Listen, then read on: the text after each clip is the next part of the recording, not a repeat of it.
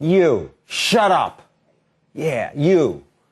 One great thing about America is I can say that to you, but neither I nor anyone, especially the government, and they're the ones that count because they have the guns and the right to use force, no one in this country can force you to shut up. We have the right to free speech. And that means as long as you don't directly incite violence, you can say just about anything. But what if you say something repulsive, hateful, dangerous? I can't forbid you to say it, but don't I have a moral responsibility to criticize you about it forcefully? Yes, says a man who's been called the best-known criminal lawyer in the world, Harvard law professor Alan Dershowitz. He's angry about a book and about college professors from Princeton and the University of Chicago who plugged the book. So please explain.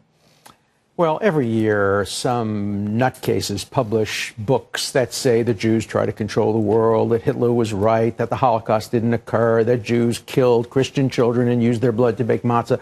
Every year, people publish books like this, and this is another book like that. And this is their right? Yeah, sure. And some obscure saxophonist from England who nobody takes particularly seriously wrote Well, the left wing takes him seriously. Well, he hates the Guardian says he's one of the London's finest saxophonists. Well, they take his music seriously, but his writing nobody takes seriously. He hates the left as much as he hates the right. He hates anybody who's Jewish or has anything to do with being Jewish. And he is a Jew. He's born in Israel. He says he hates the Jew in him, and that he would like to get rid of anything that relates to his Jewish background. And so he writes all these things about Hitler and about the Holocaust, and nobody would take it seriously, except that two very prominent professors have endorsed the book and told everybody, presumably including their students, to read it, to think about it, to reflect on it, to widely discuss it. Imagine sending your kid to the University of Chicago. Wow, he got in. Now he has Professor Mearsheimer, who's in the American Academy of Arts and Sciences, and he said, read and discuss whether Hitler was right, whether the Jews killed Christian children. Wow, that gives an imprimatur, for the first time in my adult life, to genuine anti-Semitism. John Mearsheimer says, of course I do not agree with everything the author says in the book. What Blurber does. He liked parts. Well, there's nothing in this book that deserves to be liked. It's conspiracy theories. He said it's a fascinating and provocative book on Jewish identity. Well, it's that's his like opinion. saying that Mein Kampf is a provocative and serious book about German identity. This is not about Jewish identity. This guy hates Jews, hates everything about Jews, makes up facts, says the Holocaust didn't occur. The idea that you would endorse this book, written not by an academic, written by some obscure saxophonist. Why does a professor at the University of Chicago endorse this book? Because he hates Jews. Look, I don't want to censor anything. Let anybody who wants to read the book. What do you want done I here? want to shame Professor Mearsheimer. We don't do enough shaming in our society. Shame on you for supporting bigotry and anti-Semitism and the worst kind of hatred. People should come over to him. The university should throw him out? Absolutely not. Students should go over to him and say, how could you have done that?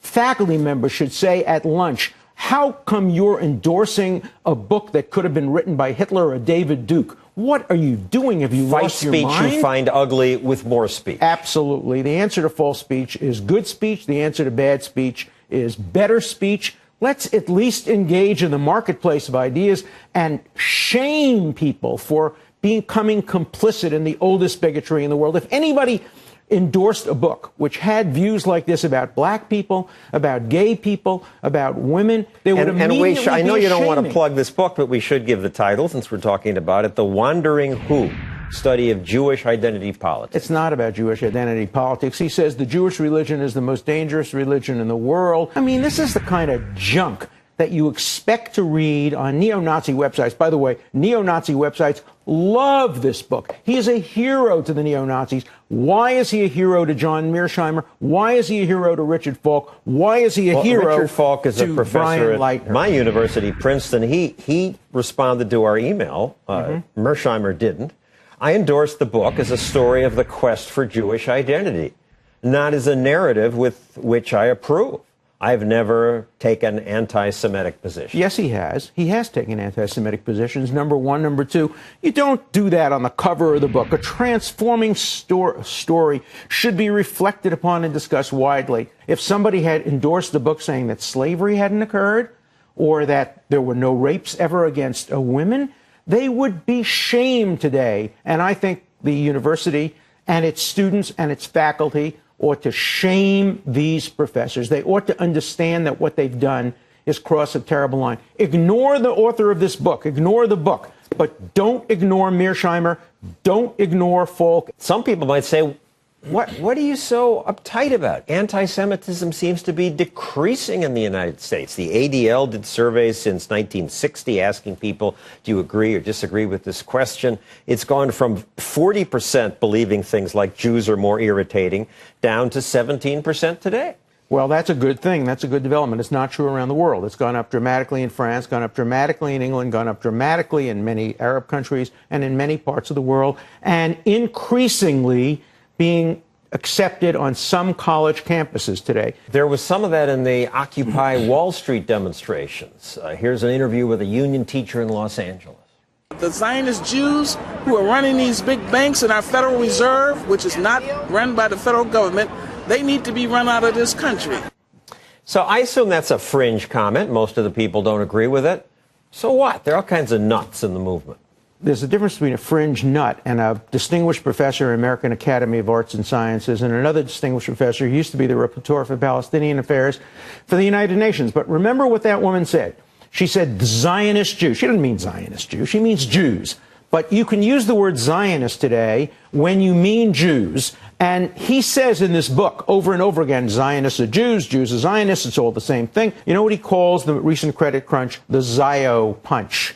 He's saying Jews are responsible for what's going on in the world today. That's what these professors are telling their students it's okay to say and consider on a university campus. You know, there are certain things that are generally taboo on university campuses, namely racism and sexism and homophobia. What these guys are trying to do is say anti-Semitism is no longer a taboo on university campuses. It's okay. You don't want to censor anybody, but you want more criticism. I want more criticism. I want more shaming. I want when people make these kinds of endorsements, I want them to be held accountable for it. Thank you, Professor Alan Dershowitz.